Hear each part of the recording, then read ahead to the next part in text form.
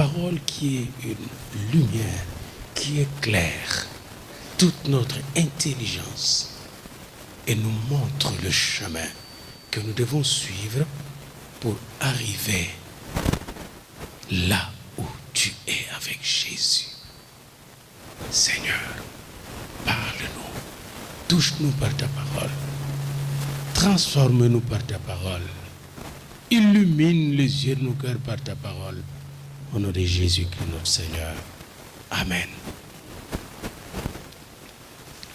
Bien-aimés dans le Seigneur, du 5 au 26 janvier de cette année 2015, l'année qui arrive, toute l'Église de Dieu en Ontario sera en prière. Nous allons commencer la nouvelle année par 21 jours de prière et de jeûne. Comme Daniel l'a fait lorsque le roi Darius de Perse est entré dans son règne. Nous le lisons dans Daniel 9. Pour nous conduire de victoire en victoire durant ces 21 jours, dans ces combats spirituels de 21 jours, le Saint-Esprit nous appelle aujourd'hui à commencer à apprendre à invoquer le nom de l'Éternel. C'est le thème d'aujourd'hui. Invoquer le nom de l'Éternel. Vous connaissez vous-même Jérémie 33, 3. Invoque-moi et je te répondrai. Je t'annoncerai des grandes choses, des choses cachées que tu ne connais pas. Le mot invoquer est très important pour les Hébreux. Dans l'hébreu de la Bible, invoquer, c'est appeler. Et quand je préparais ce thème, je me suis amusé d'aller voir un peu combien de fois Israël appelait Dieu. Israël, c'est intéressant. Et en même temps, petit à petit, contrairement à ce que les gens pensent, que Dieu est devenu seulement Père, a été appelé Père par Jésus. Non, dans le désert, Dieu a voulu apprendre à Israël à l'appeler Père. Et après, j'ai compris qu'on appelle plus facilement qu'un père qui est proche. Ayant eu les enfants à la maison, je sais combien de fois ils pouvaient m'appeler papa. Pour une chose, papa, papa. Et je répondais toujours, même quand j'étais occupé. Je me souviens encore d'un jour, Emmanuel, mon deuxième, et ma fille, étaient venus me voir au bureau de l'église. Et là, avant d'entrer dans notre bureau, il y avait des gardes, il y avait ma secrétaire suisse. Et quand ils sont arrivés, ils ont dépassé la première porte, mais la deuxième, ma secrétaire dit, non, oui, papa est occupé. Puis j'ai entendu Anne-Marie et Emmanuel dire, c'est notre papa. Ils sont entrés dans le bureau et ils sont venus présenter leurs désidérata, leurs doléances. On a parlé, puis je ne les ai pas chassés. Je ne peux pas. Ce sont mes enfants. Il en est de même pour Dieu. J'aimerais qu'aujourd'hui vous puissiez apprendre que quand vous appelez notre Père Dieu, il ne peut pas vous chasser. Il répond à votre appel. Et j'aimerais qu'en cette fin d'année, vous puissiez finir l'année avec cette conviction et commencer la nouvelle année avec la conviction que j'ai quelqu'un que je peux appeler, même s'il y a des gardes-corps d'anges, des chérubins qui m'empêchent d'entrer. Lorsqu'il m'entend crier, c'est mon papa. Tous les anges s'étassent, tous les chérubins s'étassent pour te laisser passer. Amen. Exactement comme ma secrétaire ne pouvait pas empêcher Anne-Marie et Emmanuel d'entrer dans mon bureau. C'est la même image, bien-aimés. C'est pourquoi je vous invite à prendre ces mots kara en hébreu. Kara. Dites à votre ami kara. K-A-R-A. Kara. Kara, c'est appeler, c'est crier. Crier au Père. Et Dieu aussi nous appelle. Parfois, il crie à nous. N'oubliez pas que Dieu aussi nous appelle. Il y a aussi kara dans la Bible, Dieu qui nous appelle. Le Seigneur nous appelle. Jésus a appelé tous ses disciples. Et aujourd'hui, nous allons apprendre 3 choses. Pourquoi appeler Dieu? Quand appeler Dieu? et comment, selon la Bible, appeler Dieu. Dans Romains 10, 13 à 14, et dans Actes 2, 21, il est dit qu'il faut appeler Dieu. Donc pourquoi appeler Dieu? Parce que quiconque invoquera, appellera le nom du Seigneur sera sauvé. Autrement dit, si quelqu'un est pris par le péché, il est pris par les diables, il est pris par le monde, par la souffrance de ce monde, et qu'il appelle Dieu, il va se sortir de ces chaînes-là. Quiconque appellera le nom du Seigneur sera sauvé. Le prophète Joël l'avait déjà dit. Et Pierre l'a confirmé le jour de la Pentecôte. Paul l'a confirmé dans l'Épître aux Romains, Romains 10, 13 à 14. Quiconque, n'importe qui, quel que soit son état, même le pécheur le plus invétéré, s'il crie au Seigneur, il sera sauvé. Les malades le plus magané, s'il crie au Seigneur, le nom du Seigneur, il sera délivré de sa souffrance. Quiconque. 1 Chronique 4, 10. Pourquoi devons-nous invoquer le nom de Yahvé? Parce que quiconque invoquera le nom de Yahvé sera béni. Yabet était maudit, portait un nom de malédiction, mais il a invoqué le nom de Yahvé. Et la Bible nous dit qu'il était béni, qu'il a obtenu ce qu'il recherchait. Lisez cela dans 1 Chronique 4, 1 à 10. Proverbe 18, 10. Pourquoi dois-je invoquer le nom du Seigneur? Parce que le nom de l'Éternel est une tour forte. Le juste s'y réfugie et se trouve en sécurité, en sûreté. Quand vous invoquez ce nom, vous entrez dans une tour forte. Quels que soient les démons, les sorciers, les gens qui vous lancent du sang, ils ne peuvent ni vous voir, ni vous atteindre. Satan ne peut pas avoir accès à cette tour forte à cause du fait que cette tour s'appelle l'Éternel. Amen. Et quand l'Éternel vous entoure, ses chérubins vous entourent, sa main vous entoure, aucun démon ne peut vous faire du mal. Le nom de l'Éternel est une tour forte. Quand Israël invoquait ce nom, Israël était en sécurité. Bien-aimés, c'est pourquoi nous devons invoquer le nom de l'Éternel, même sur nos enfants, sur nos petits-enfants, sur nos affaires. Invoquons le nom de l'Éternel. Parce qu'il est dit dans la parole de Dieu, n'est-ce pas, que si mon peuple sur qui est invoqué mon nom, voyez-vous, s'humilie, prie, cherche ma femme. Si mon peuple, c'est pas n'importe qui, si mon peuple sur qui est invoqué mon nom. Donc quand j'invoque le nom sur mon enfant, mon petit enfant, mon ami, comme disait encore Dietrich Bonhoeffer. Dietrich Bonhoeffer était un pasteur allemand qui était jeté en prison par Hitler et finalement tué par Hitler. Mais quand il était dans la prison, il priait pour ses ennemis. Il intercédait pour ses ennemis. Alors on lui demandait, mais pourquoi tu fais ça?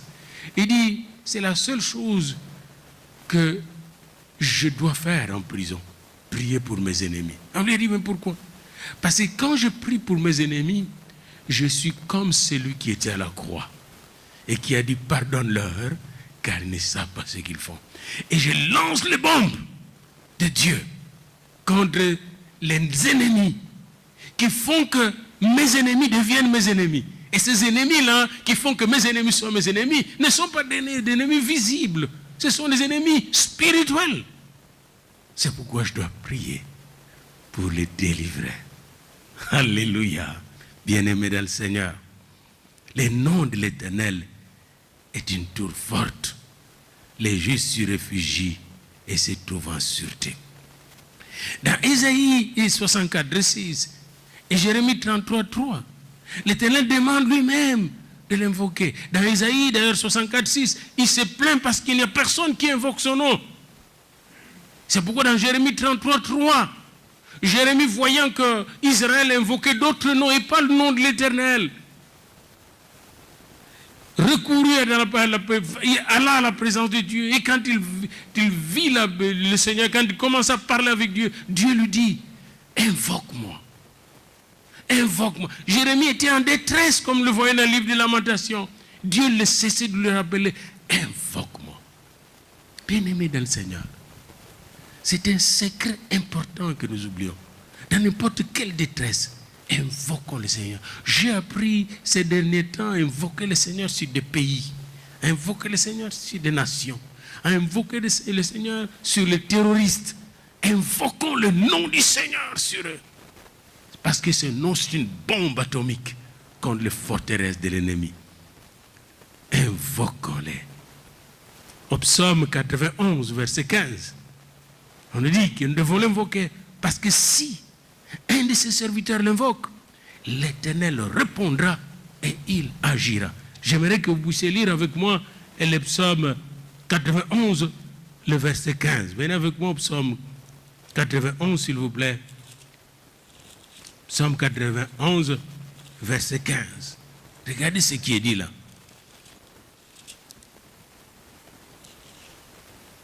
91, verset 15. Il dit, il m'invoquera et je lui répondrai. Je serai avec lui dans la détresse. Je le délivrerai et je le glorifierai. Et ailleurs, dans Romains 8, il a dit que ce qu'il a appelé d'avance, il les a glorifiés. Voyez-vous, non seulement qu'il va vous délivrer, non seulement qu'il va me délivrer, mais il va aussi me glorifier, c'est-à-dire me donner sa gloire. Manifester sa gloire dans ma vie. Confondre l'ennemi et le vindicatif. J'entrerai un jour dans sa gloire parce que j'invoque son saint et puissant nom. Voilà pourquoi nous devons invoquer son nom, parce qu'il va nous répondre.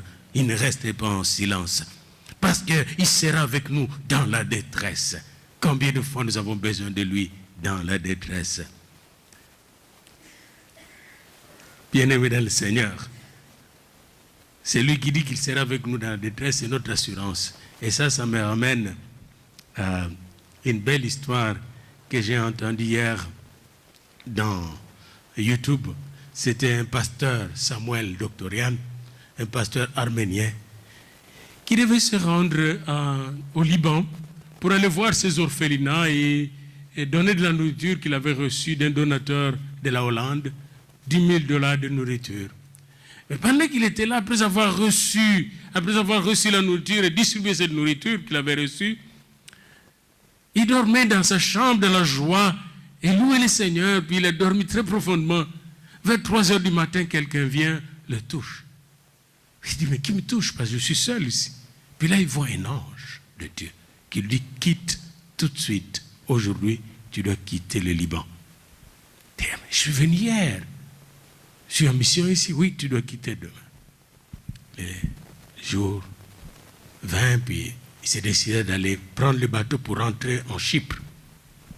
Et là, quand il est allé là, le bateau devait décoller. On dit non, le bateau ne part pas aujourd'hui parce qu'il y a une grande tempête. Puis les gens, les pasteurs qu'il avait amenés là, lui ont dit, mais alors nous retournons chez nous. Il dit non, je ne retourne pas. Il reste là. Quelques minutes après, il y a un bateau cargo qui devait décoller. On dit, il y a un bateau qui décolle dans 2 minutes. Ceux qui veulent entrer entrent. Ils étaient 400, 500, mais 100 seulement ont accepté de quitter. Il est entré dans le bateau. Et là, arrivé dans le bateau cargo, tout le monde devait se coucher sur le cale. Il n'y avait pas de lit là. Puis il voit le capitaine qui l'appelle. Hé, le vieux pasteur là, viens. Puis il dit, moi, oui. Viens. Et il monte, il dit, viens dans la chambre du capitaine. Il y avait déjà un autre riche qui était là. Il dit, prends ces lits-là pour toi. Il y avait 4 lits dans la chambre du capitaine. Et là, il s'est couché là. Son Dieu qu'il avait invoqué lui avait donné cette place. Puis il était là. Il se couchait là, il savait maintenant. Je sais maintenant.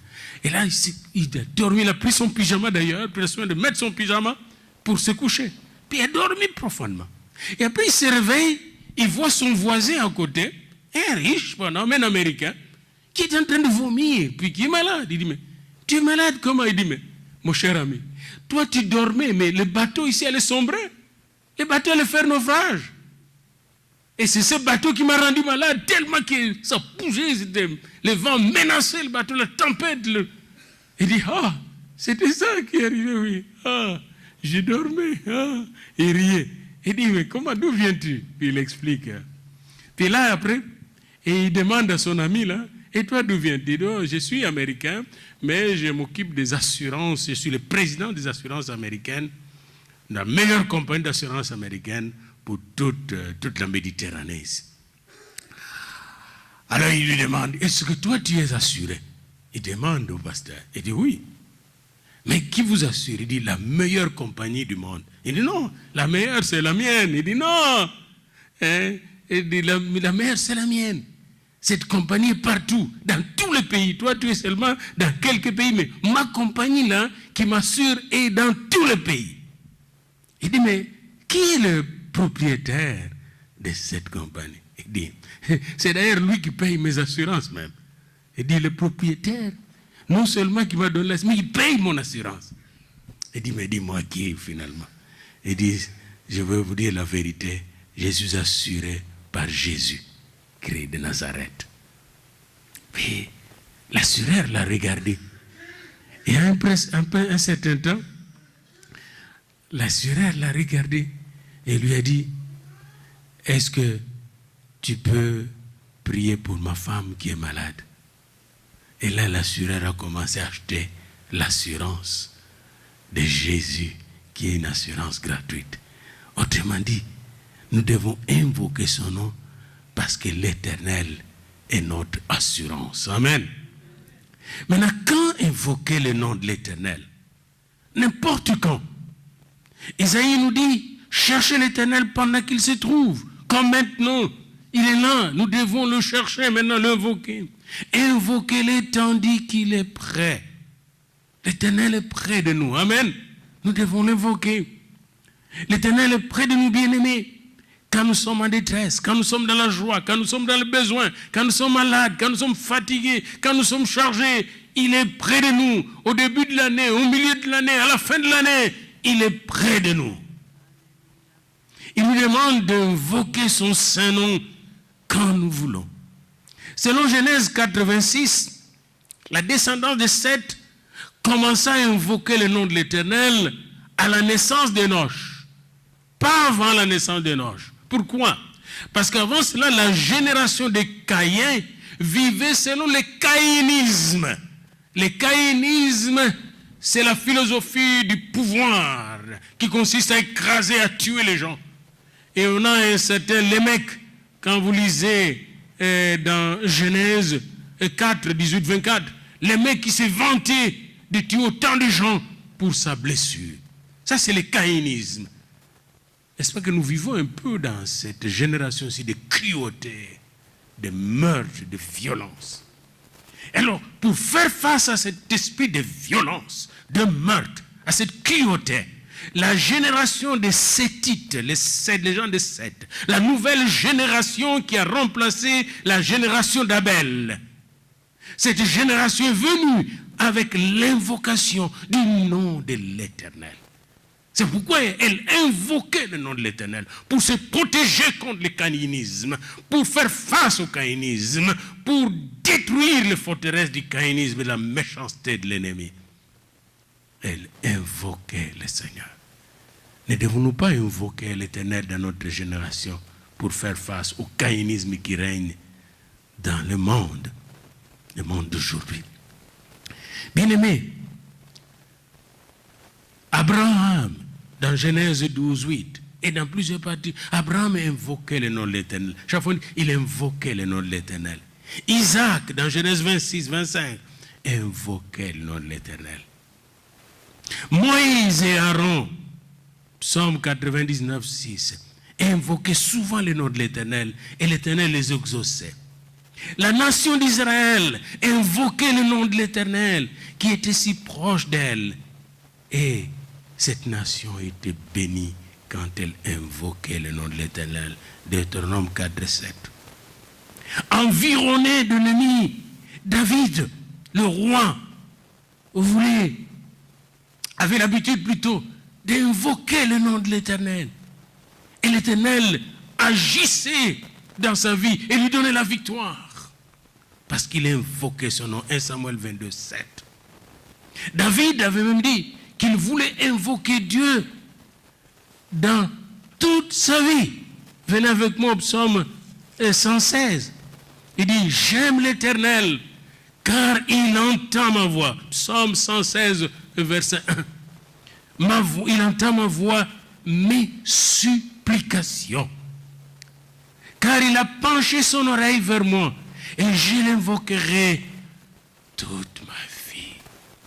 Oh, alléluia. Et David voyait que l'Éternel avait penché son oreille vers lui. L'Éternel l'écoutait, écoutait ses souffrances, ses détresses, ses problèmes, et venait à son secours. J'aime l'Éternel, car il entend ma voix. Je l'invoquerai toute ma vie. J'aimerais que ce soit votre décision aujourd'hui, que toute votre vie, vous puissiez invoquer l'Éternel, car il est le seul qui entend ta voix, qui comprend ta voix, qui comprend ton problème, qui comprend les profondeurs de ton cri. Personne d'autre ne peut comprendre tes souffrances. Samson, avant de mourir, alors qu'il était entouré de ses ennemis, qu'il avait perdu ses yeux, il avait les yeux troués, il ne voyait pas. Samson a invoqué le nom de l'Éternel. Et l'Éternel lui a donné la force d'écraser ses ennemis. Lui qui était aveugle, lui qui était presque corrompu. Mais quand on invoque le nom de l'Éternel, l'Éternel vient et agit. Alléluia. Élie, dans 1 Roi 18, 24, quand le prophète de Baal, il a invoqué le nom de l'Éternel, et l'Éternel a fait descendre le feu sur son offrande. Et l'Éternel a démontré que Élie était un serviteur d'un vrai Seigneur, d'un vrai Sauveur. Jérémie a invoqué l'Éternel dans les souffrances, et le nom de l'Éternel l'a sauvé dans la détresse. Bien-aimé dans le Seigneur, quand j'ai lu le livre de Lamentations de Jérémie, venez avec moi dans Lamentation 3, 55, Lamentation de Jérémie 3, 55,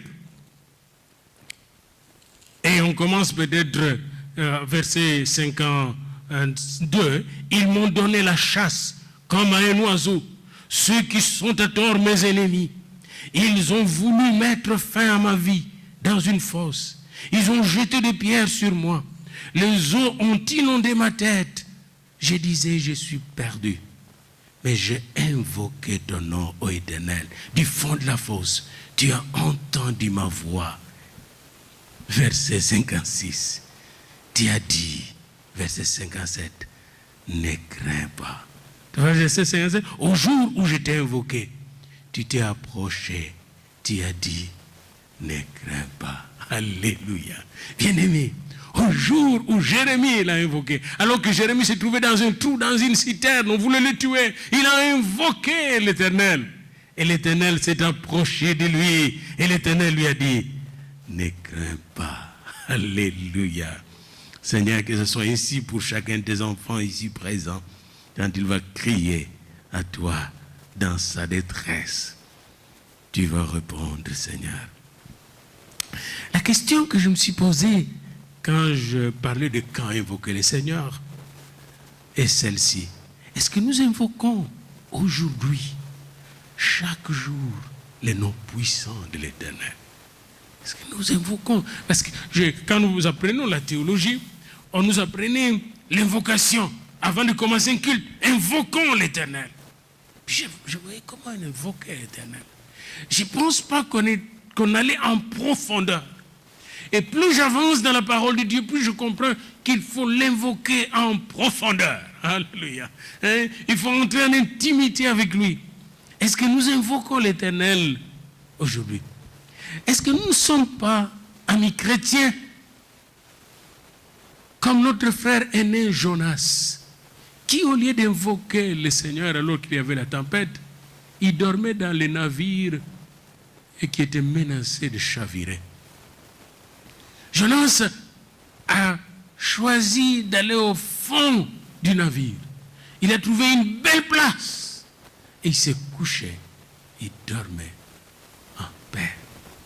Jonas. Et le pilote, quand il vit que tout le monde priait son Dieu, il constatait que seul Jonas ne priait pas, il dormait. Il s'approchait de lui et lui dit, pourquoi dors-tu? Lève-toi, invoque ton Dieu. Peut-être voudrait-il penser à nous et nous ne périrons pas. Pourquoi dors-tu? C'est une question que le Seigneur m'a encore posée cette semaine. Pas que je dormais souvent. Mon Dieu qui m'a dit de doubler, de tripler mon temps d'invocation de l'Éternel. Pourquoi dors-tu? Et cette question, le Seigneur vous la pose encore aujourd'hui. Pourquoi dors-tu tôt le matin alors qu'il vous demande de vous réveiller? Aujourd'hui encore, il y a une voix qui m'a réveillé vers 5 heures. Vraiment une voix, je l'ai entendue. Quand pour me réveiller et entrer en prière.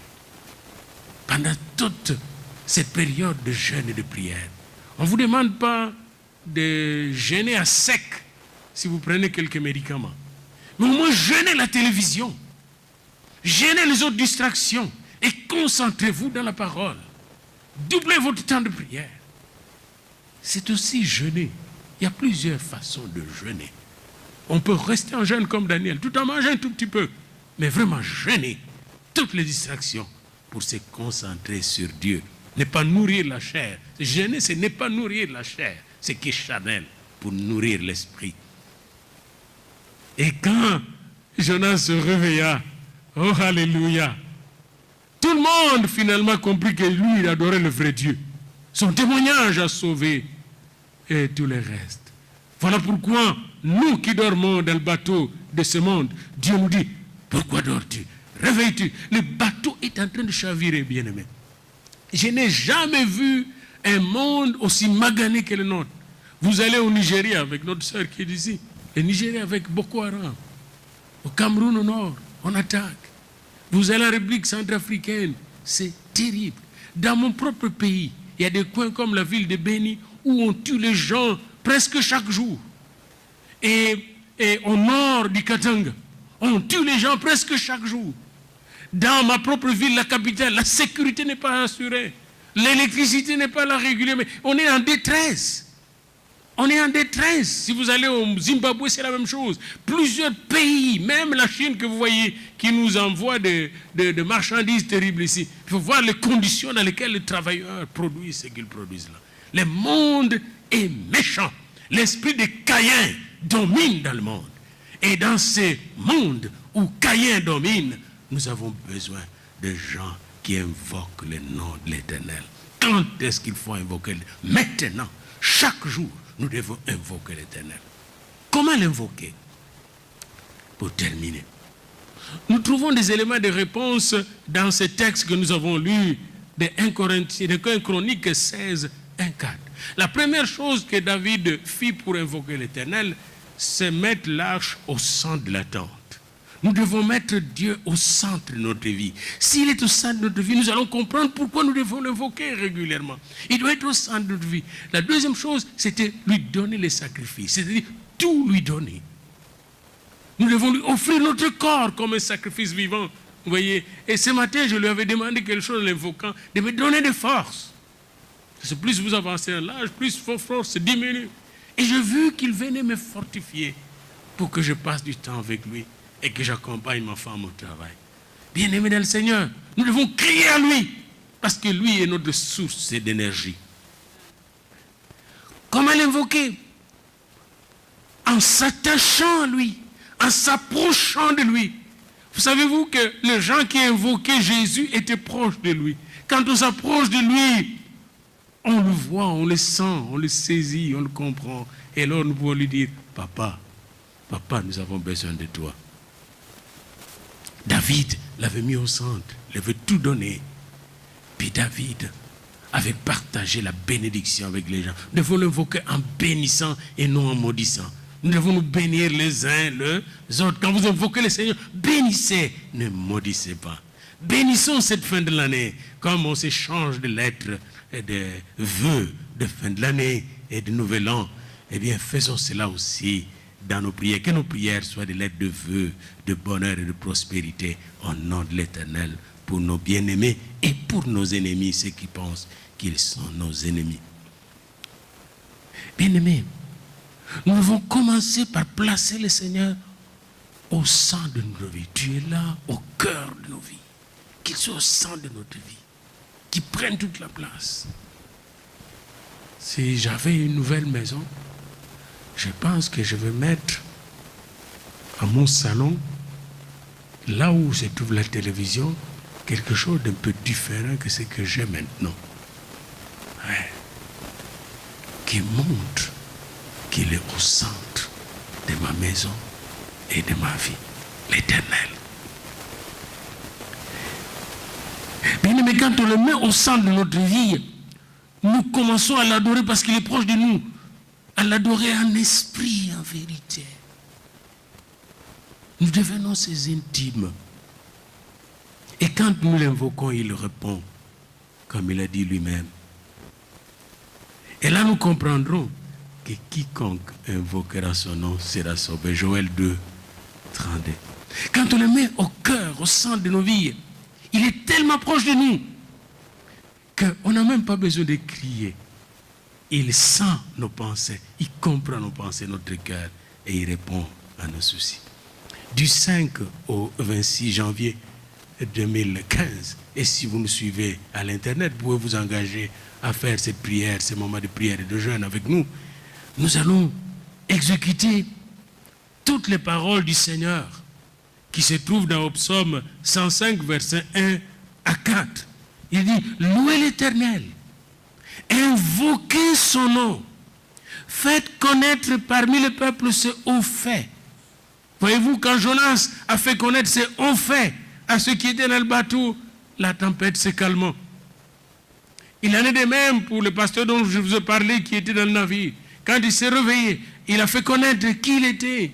Même la tempête de son bateau, qui menaçait son bateau, s'est calmée. Ils sont bien arrivés à Chypre. Faites connaître. C'est haut fait. Dernièrement, quand j'étais à Londres, je vis le haut fait de Dieu. Une grande église s'est organisée pour consacrer un pasteur. Et les pasteurs consacrés étaient formés par un pasteur que je formais au Congo. Puis j'ai vu des gens venir, nombreux. Quelqu'un est venu, il m'a donné 20 pounds. Et j'ai dit, mais pourquoi? Il dit, vous ne me connaissez pas, mais vous avez joué un grand rôle dans ma vie, dans mon ministère, quand j'étais jeune. Puis un autre est venu et dit, vous m'avez enseigné à la faculté. Ils étaient nombreux, des gens comme ça. Et je dis, Seigneur, tu as fait des grandes choses.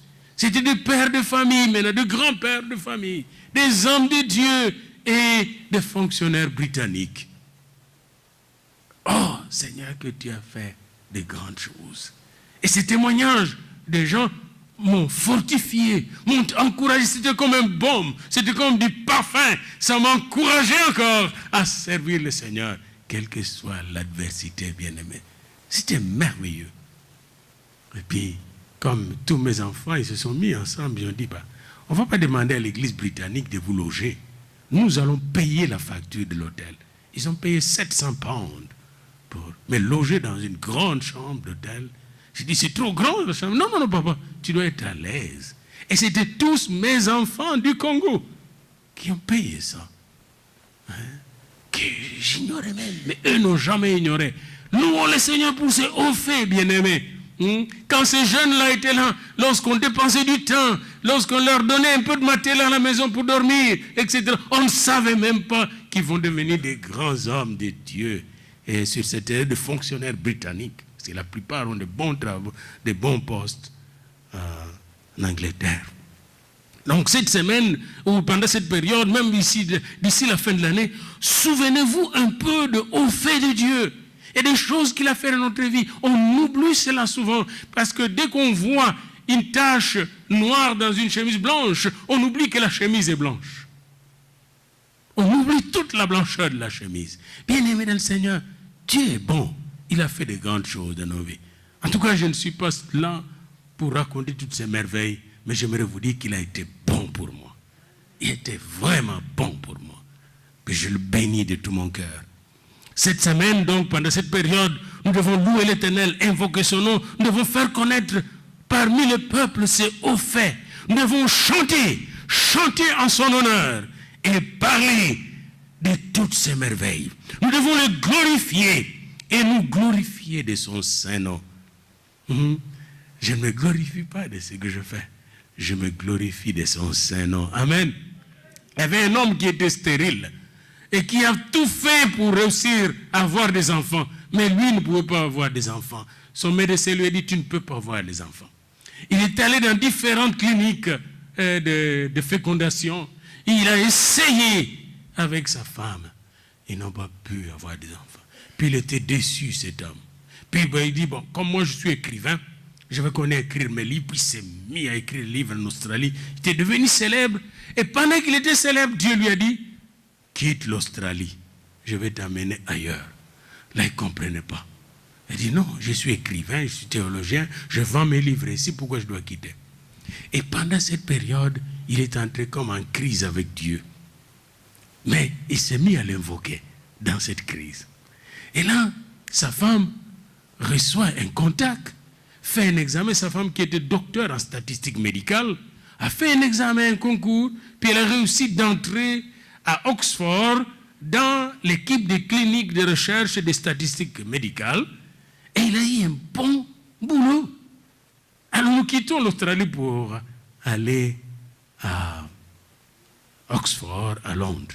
Ils arrivent à Londres, ils commencent à travailler, et là, lui tournait en rond. La femme travaillait, lui n'avait pas de boulot.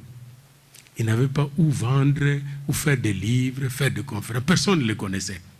D'ailleurs, on se moquait de son nom quand il allait dans une librairie ou chez un éditeur pour donner son nom comme écrivain. Qui connaît ces noms-là? Personne. Mais un jour, un ami de la famille leur a rendu visite avec sa femme et dit, allons nous promener un peu en campagne. Ils sont allés se promener. Et pendant qu'ils se promenaient, ils se sont divisés d'équipes, les hommes avec les hommes, les femmes avec les femmes. Et les deux hommes ont commencé à se parler. Et l'autre homme, qui était aussi un écrivain, lui dit, frère, pourquoi tu n'écris pas un témoignage sur comment Dieu t'a aidé à passer ces moments de crise avec l'impossibilité d'avoir des enfants? Comment Dieu t'a aidé? Puis il dit, mais je vais confesser mon intimité aux gens. Je dois cacher mes choses privées. Il dit, non, ce sont ces choses privées qui vont sauver beaucoup de gens. Il rentre à la maison, il demande à sa femme lui a donné la permission. Il a commencé à écrire comment il était dans le désert de la stérilité. Et comment dans ce désert, Dieu est venu le visiter. Comment il a invoqué le nom du Seigneur. Dieu a enlevé la dépression dans sa vie pour lui donner de l'avenir et de l'espérance. Et quand il a fini d'écrire les livres étaient déjà vendus en plusieurs exemplaires. Il est devenu aujourd'hui millionnaire à cause de ces livres. Et ces livres aujourd'hui l'a fait inviter plusieurs endroits et plusieurs personnes sont sauvées par ces livres parce qu'il a parlé de Dieu de l'éternité qui sauve de la stérilité. Bien aimé, comme Abraham. Abraham, quand il était entré dans le désert de Philistin, et nous lisons cela dans Genèse 21. Les Philistins le menaçaient, les Abimelech lui faisaient du mal. Puis un jour, il a fait un serment avec eux. Et après ce serment, Abraham a planté les tamaris. Les tamaris, ce sont des plantes qui peuvent se développer même là où il y a la sécheresse. Abraham a planté les tamaris. Les tamaris qui ne peuvent pas être étouffés par la sécheresse, qui ne peuvent pas être étouffés par le soleil, qui ne peuvent même pas être tués par les sels. Là où il y a des sels, comme tout près de la mer morte, les tamaris prospèrent. Abraham a planté des tamaris. Et après avoir planté des tamaris, il invoqua les noms de El Olam, les dieux de l'éternité. Il invoqua ce nom pour sceller l'alliance avec les Philistins, pour dire cette terre va m'appartenir, parce que El Olam me le donne, le Dieu de l'éternité est fidèle. Bien aimé dans le Seigneur, cela veut dire quoi pour nous?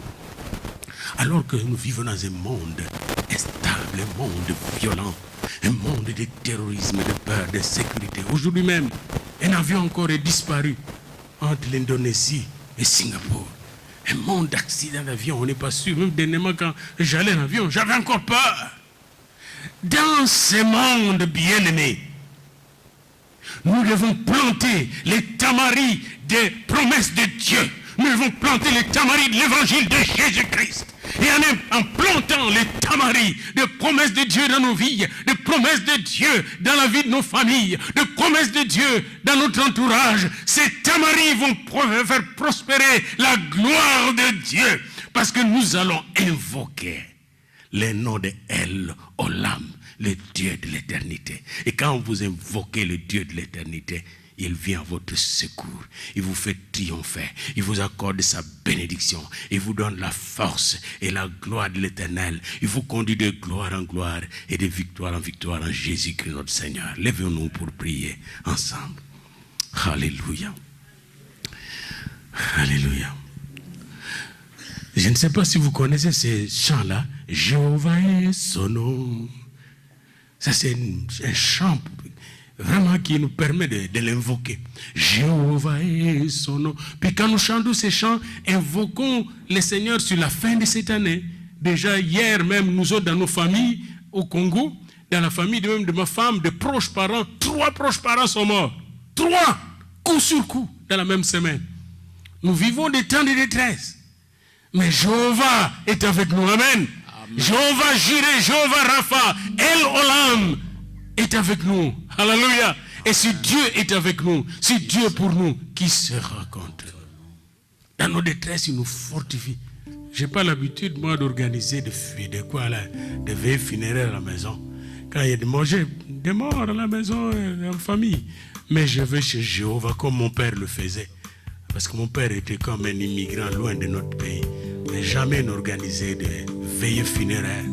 Il priait, il invoquait le Seigneur avec ma maman et il nous consolait. Amen. Jéhovah est son nom. Vous êtes prêts pour invoquer le Seigneur? Et quand vous le chantez, invoquez-le pour la fin de l'année, mais aussi pour l'année nouvelle. Que toute cette année, qu'il soit le Tout-Puissant qui agit dans notre vie. Invoquons son saint puissant nom. Jéhovah est son nom. Alléluia.